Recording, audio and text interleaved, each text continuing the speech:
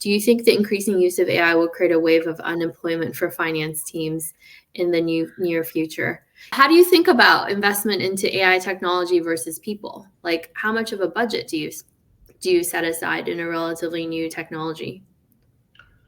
I think for most companies, that are on this webinar, like you're probably best off utilizing AI technology versus building your own. It's very capital intensive to build your own models or build your own tooling around it. I imagine that like what folks should do is they should start experimenting with some of the existing third-party models and tooling and see if it could drive efficiencies in kind of work that they do. I do think that there is some classic like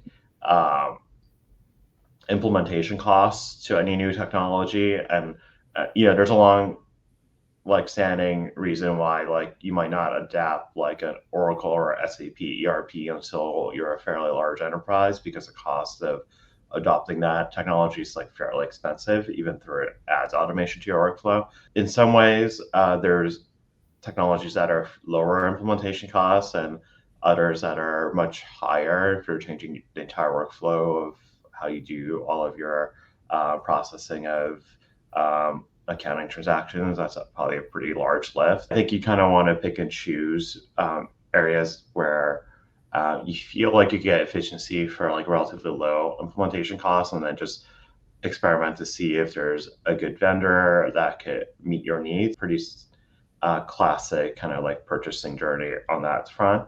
And then like people, it's kind of interesting that AI models out today are good at basically ingesting data and retrieving it for you. They're good information retrieval tools. I mean, Google has also been a great information tool for a very long time.